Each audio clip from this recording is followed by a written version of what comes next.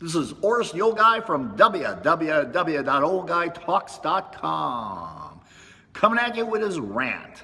Now, before we get into the news, and boy, is it hard to keep pace with the news today. It's Friday, April 7th. I'm going to tell you a little bit about some things that will be coming on here soon. I'll be posting an interview with world expert on ketogenic diets, Dom D'Agostino. He's a researcher at the University of South Florida Medical School.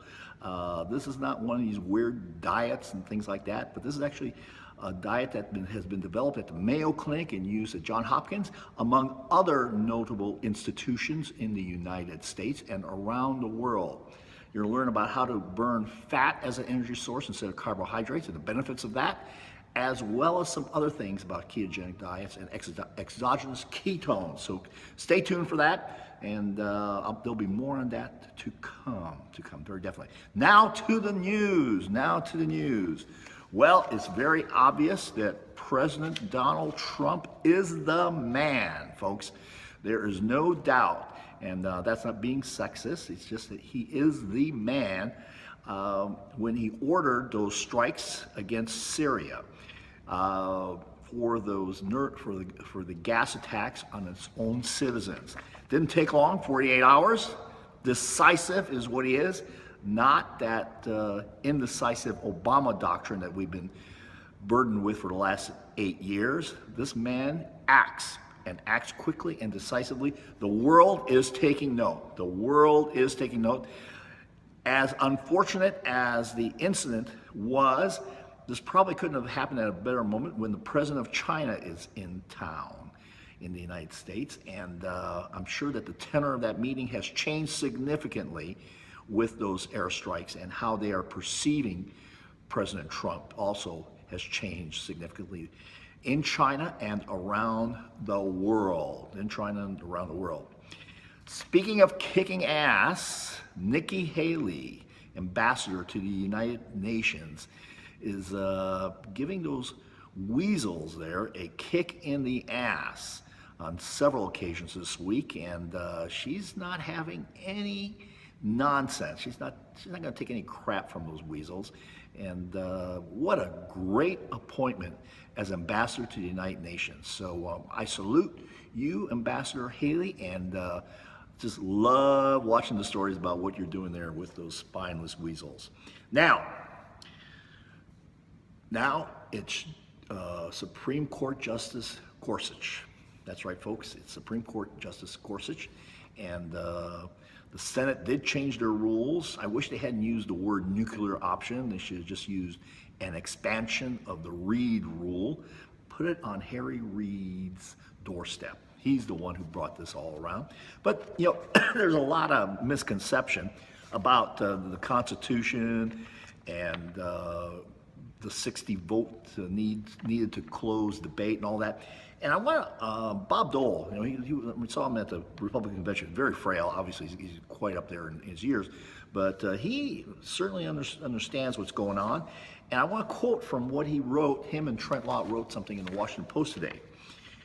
And this is a quote: "For weeks now, we have heard erroneous claim that Supreme Court nominees require 60 votes for Senate confirmation, rather than a simple majority. In reality, the Constitution," remember that doctrine, "and longstanding precedent require nothing of the kind. Now it is time to end the farce and call the roll." That's right, end the farce in Congress and the Senate. So, also, serial liar Susan Rice. Well, she is lying once again. First it was Benghazi, among other things. Now she has weaponized and politicized the national security process. That's right. She has not only unmasked the names needlessly, or maybe she had a need for it, but not only that, but they actually got into the lives of these people. That's right. Finding out about divorces, who their lawyers are, this kind of stuff. Folks, this is getting worse and worse as the days go on. That's right. Now, Don Lemon of CNN, mainstream media, that's right, he says, "Oh, this is all racist." Bore me. Bore me to death, Don. There's nothing racist, and your claim that there's no facts, well, this is as they say in journalism school, a developing story. That's right, this is a developing story. And John Bolton said, now is the time to ask, what did President Obama know and when did he know about this in relationship to this unmasking and all this other stuff that's going on? This is going to get really ugly, and it's going to make Watergate look like nothing, folks. Now, Democrats piled on Dr. Ben Carson when he was nominated to be head of HUD, but Dr.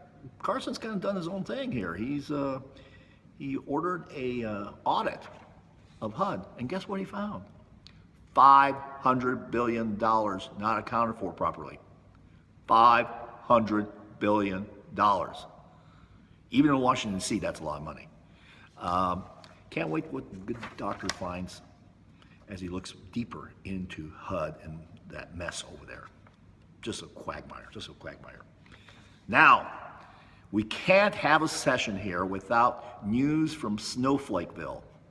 And the student writers at the newspaper at Cal State Long Beach, I want to make sure I get that name of that university, Cal State Long Beach, have determined, okay folks, this is the lunacy again, white milk is racist.